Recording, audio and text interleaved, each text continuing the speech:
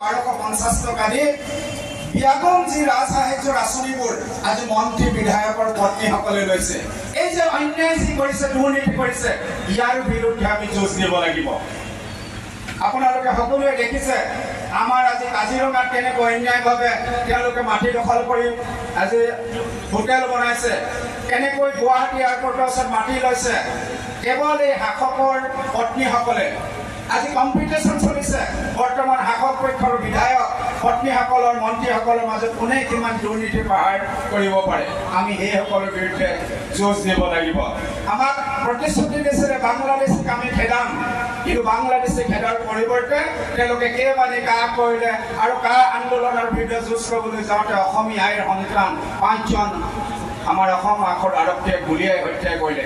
এই অন্যায়ৰ বিৰুদ্ধে আমি যুঁজ দিব লাগিব। ইয়াৰ কাৰণে আমি সাজু হ'ব লাগিব। এই বিজেপিৰ অমৃতকালৰ যি অপশাসন হৈছে, লুণ্ঠন হৈছে, এই যি পুঁজিপতিৰ কাৰণে তেওঁলোকে পক্ষপাতিত্ব আচৰণ কৰিছে, এইখিনিৰ বিৰুদ্ধে যুঁজ দিব লাগিব। কিন্তু মেঘালয়, অৰুণাচল, মিজোৰাম, নাগালেণ্ডে আমাৰ পৰা প্ৰায় 82,900 হেক্টৰ মাটি তেওঁলোকে অন্যায়ভাৱে লৈ আছে। এইখিনি অসম চৰকাৰে মুক্তি কৰিব পাৰে।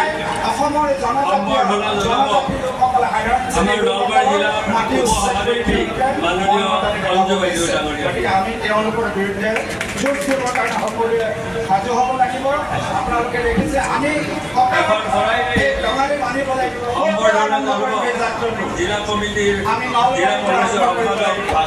আমি নলবাৰী গাঁৱৰ পৰা সেই যাত্ৰা আৰম্ভ কৰিব লাগিব।